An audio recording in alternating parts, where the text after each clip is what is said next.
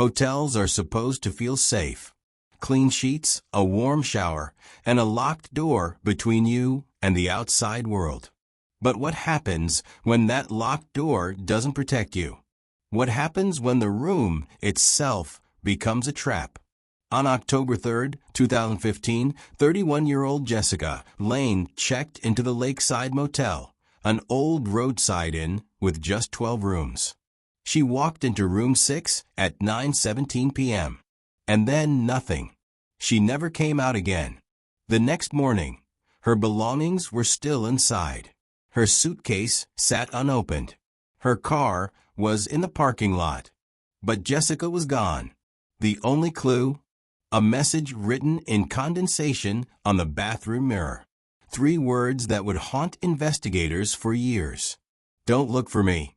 Jessica wasn't the kind of person who just disappeared. She was reliable, punctual, and cautious. The type who double-checked hotel locks and carried pepper spray in her purse. A successful marketing consultant, Jessica had been on her way to meet a client in Traverse City, Michigan. Her co-workers said she was excited about the trip.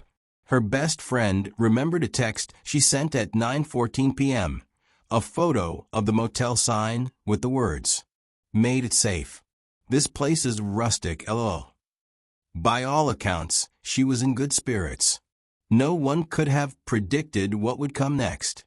The Lakeside Motel wasn't part of a chain. It was small, quiet, and a little rundown. Room 6 sat right in the middle of a row of doors. Security footage captured Jessica entering the lobby. She smiled politely at the desk clerk, signed her name, and paid in cash. At the time, no one thought much of that detail. Later, it would fuel endless speculation. Dragging her small black suitcase, she walked down the hallway, unlocked room 6, and stepped inside. At 9:17 p.m., the door closed behind her. No one else went in. No one else came out. And that's where the mystery begins. For the next 2 hours, the motel was quiet. No noise complaints. No unusual activity. But at exactly 11:03 p.m., the hallway camera picked up something strange. A faint sound. 3 sharp knocks on the door. Silence. Then 3 more knocks. Almost like a code. And then nothing. The door never opened. Jessica never left. By morning, Jessica had a meeting scheduled for 10 a.m. She never showed. Her phone rang unanswered. Texts from her best friend went ignored. At 12:17 p.m., housekeeping used a master key to enter room 6. What they found was chilling. The bed was perfectly made. Jessica's suitcase was still zipped shut. Her purse and ID sat neatly on the nightstand. Her phone was plugged into the charger, battery at 84%. Her car was parked right outside. But Jessica herself was gone. And then they saw the bathroom mirror. Written in condensation were 3 words. Don't look for me. Detectives arrived within the hour. They treated room 6 like a sealed crime scene. The lock showed no signs of forced entry. The windows were latched from the inside. The vent was far too small for anyone to crawl through. And the hallway cameras? Clear. Jessica never left through the front door. One detective would later say, it was like the room swallowed her. The message on the mirror became the focal point. Forensic teams tested it for prints. Nothing. They tried to determine what substance was used to trace the letters. But it wasn't lipstick or marker or soap. It was drawn in steam, as if someone had just taken a shower. Yet the towels were bone dry. News outlets exploded with the story. A woman vanishing from a locked motel room. It sounded like a horror movie. Reporters swarmed the motel. Guests checked out early. Online forums lit up with speculation. Some said it was the work of a serial killer hiding in the vents. Others believed it was a sex trafficking ring. And some insisted it was paranormal, that room 6 was cursed. Jessica's family appeared on TV, begging for answers. Her mother's words still haunt those who heard them. Jessica was careful. She would never just disappear. Someone took her. But who? And how?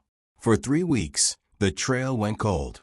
And then on October 27th, a fisherman near Lake Huron, 200 miles away, found something floating near the reeds. It was a body, badly decomposed. Dental records confirmed what everyone feared. It was Jessica Lane. The autopsy only deepened the mystery.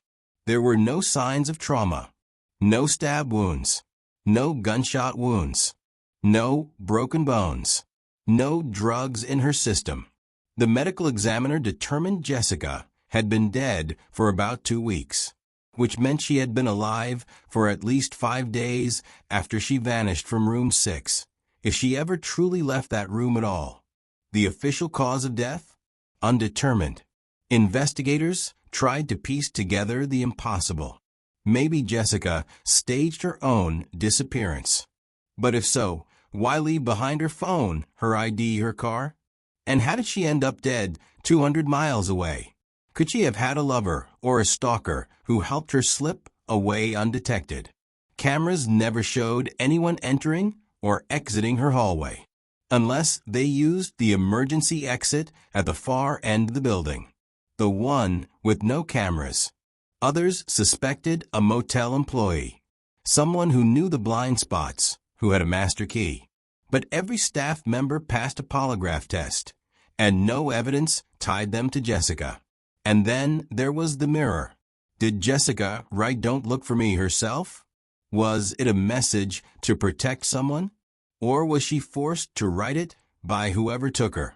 Handwriting analysis suggested it matched Jessica's, but under duress, handwriting can still look familiar.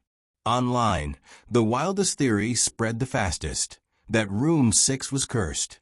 Guests described cold spots, bad dreams, even feelings of being watched. By 2018, the motel was demolished, but the legend of room 6 remained. The unanswered questions. How did Jessica leave that motel without being seen? Who wrote the message on the mirror? Why was there no trace of her for 3 weeks? And how did her body end up in a remote lake with no signs of violence? To this day, the case is unsolved. Jessica Lane walked into a motel room and never walked out, at least not alive. The only clue left behind were 3 chilling words written on a fogged-up mirror. "Don't look for me." So, what do you think happened inside room 6? Was Jessica abducted? Did she willingly leave with someone she trusted? Or was there something even darker at play? Let me know your theories in the comments. And if you found this case chilling, make sure to subscribe for more true crime mysteries. Because Jessica's story is far from the only one that still demands answers. And the next time you close the door to your hotel room at night, just ask yourself, what's on the other side of the mirror?